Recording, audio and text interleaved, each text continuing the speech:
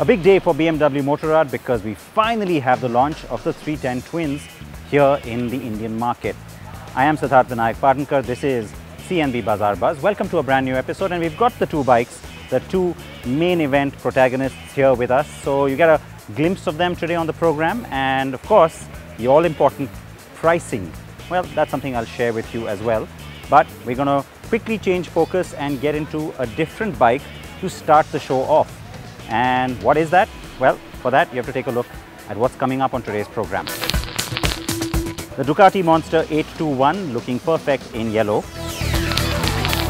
Eicher and Daimler stepping up the action on the CV side of things. And the shootout that many of you have waited for, the Creta takes on the Captur.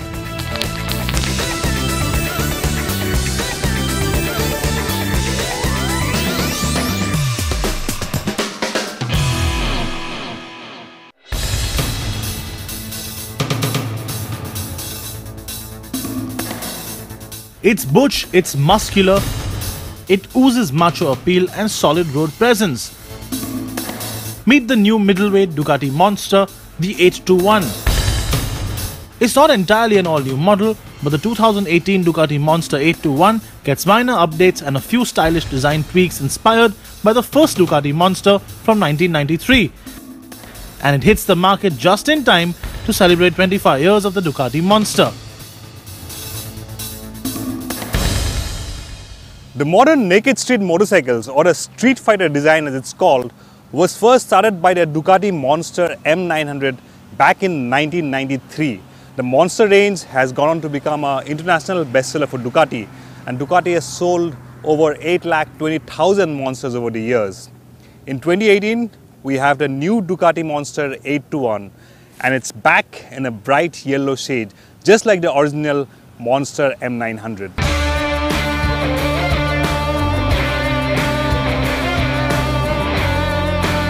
For the uninitiated, the naked bike has an exposed engine and frame.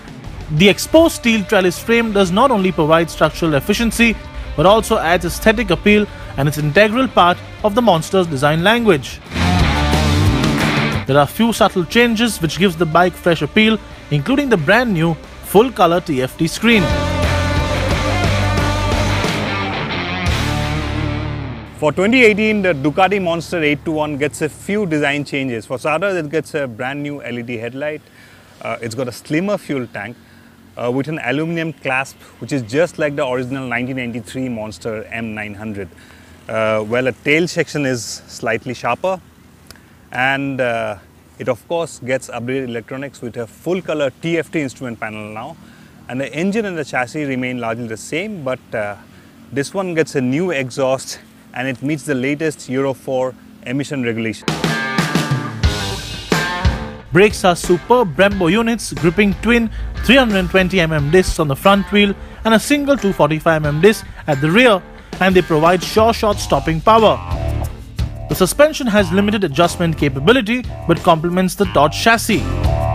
There's no shortage of road presence, and the 821 has an imposing stance whether you're cruising along an empty road or taking a tight curve. The three riding modes can be switched on the fly, with Sport offering you full power and aggressive throttle response. Touring mode also gives you full power but has a more civilized throttle response for easy cruising. But just a twist of the throttle can soon get you into illegal and dangerous territory.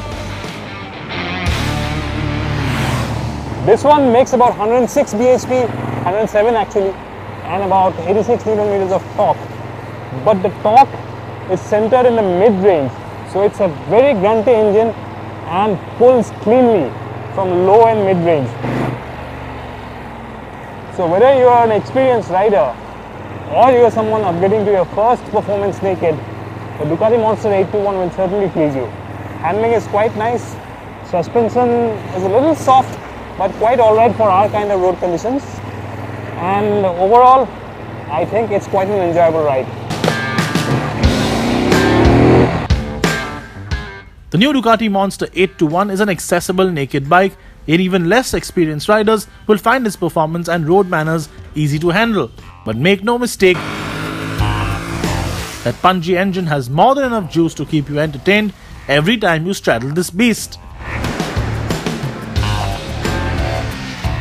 At 9,51,000 rupees ex-showroom, the Monster 821 competes in a segment which has several serious contenders of Japanese and British origin, like the Suzuki GSX S750, Kawasaki Z900 and even the Street Triple RS from Triumph.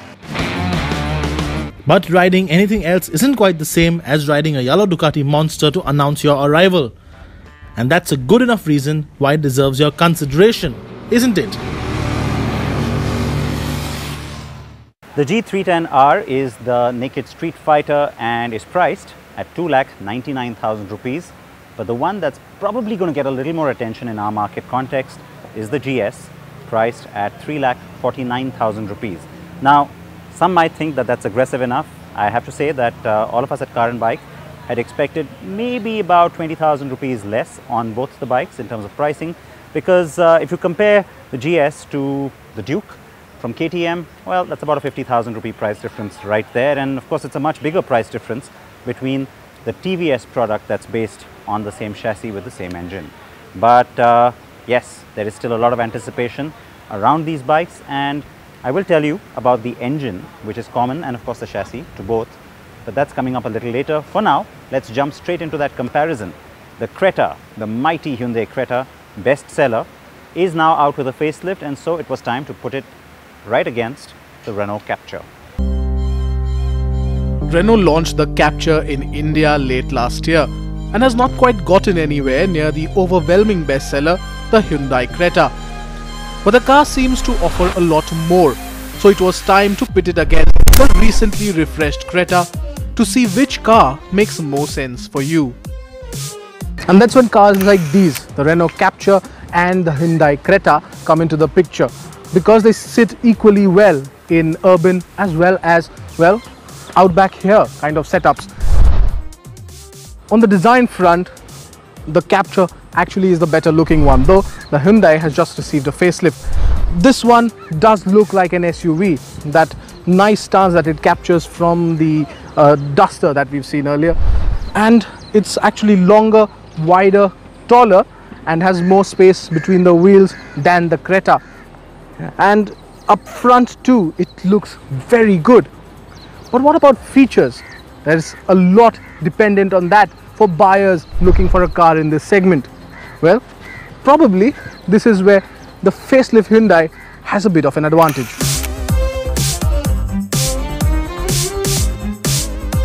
The Captur gets features like automatic climate control, navigation, and even steering mounted controls.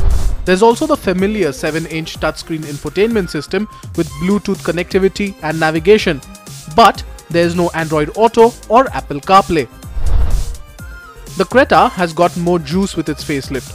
It does get Apple CarPlay and Android Auto, but additionally also bundles in an electric sunroof, 6-way adjust power driver seat, a smart key band, and even a wireless phone charger. Of course, both the cars are top spec.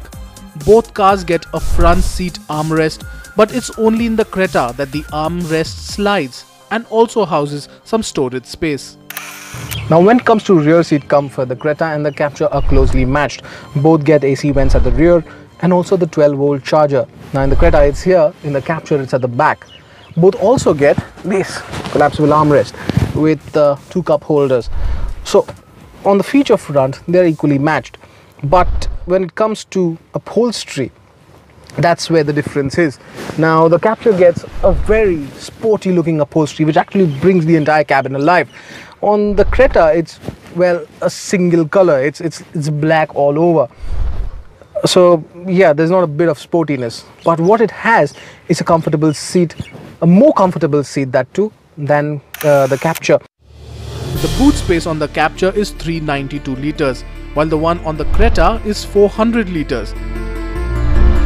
Both cars come with 17-inch tires, but the Captur's alloy wheels are extremely gorgeous. So no clear leader yet. Time to see what they are to drive like.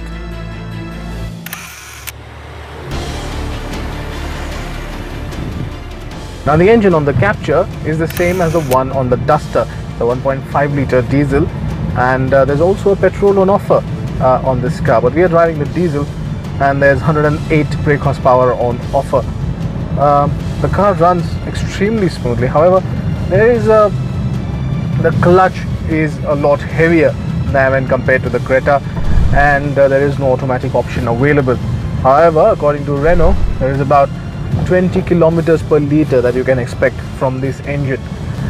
The party piece actually is that suspension. You really can't get over it. Every single time you put the car into a pothole, you wonder where that pothole went, because it just breezes through it, and that's what you love about it. You don't actually feel any of the undulations on the road because of that firm suspension, and it's actually pretty good. And you don't get scared of potholes anymore when you're in the Captur. Perfect recipe for an SUV then, right? But with the facelift, the Creta 2 sees some changes that they are worth looking at. Now, the Creta facelift came with a whole bunch of changes. Well, what didn't change were the engine options that it came with. So this one still gets the 1.6 litre diesel, punching out 126 brake horsepower and 260 Newton meters of torque.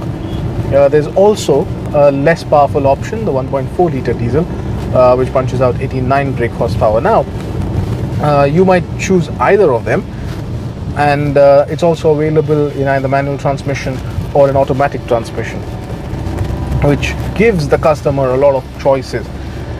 What is important to note is that the clutch in this one is light, the gear shifts are better, they actually are pretty slick, and the steering too is light, which actually helps you getting in and out of traffic, and it's just simple. Both cars come with the petrol option. While the Captur gets a 1.5 litre 104 bhp churning engine, the Creta is powered by the 1.6 litre engine with 121 brake horsepower. The Captur has good ride quality, and the Creta, while generally softer, has seen ride quality improve a whole lot with the facelift, which has seen a major tweaking on the car suspension. Finally, the price. By introducing the 1.4 litre diesel, Hyundai has managed to undercut the Captur by almost 1,40,000 rupees. But if you bring the more powerful 1.6 litre version of the car, then the Captur is cheaper than the base S variant by 1,80,000 rupees, while the top spec SXO variant of the Creta is dearer by nearly 1 lakh rupees, and that's a huge gap. The petrol variant of the Captur starts from 9,99,000 rupees and topping out at 11,86,000 rupees. The petrol Creta starts at 9,43,000 rupees, going all the way up to 13,59,000 rupees. What Hyundai has managed to do then is make the Creta available with a lot of options suiting pockets of different sizes. The compact SUV packs in safety tech and creature comforts more fairly across its trim levels. It also offers a wide choice of engine and gearbox options than the Captur. The Creta continues to be the benchmark of the compact SUV segment, and though Renault's efforts are laudable, the mighty Creta stays ahead, and firmly so. We will take a short break here on Bazaar Buzz, back with plenty more.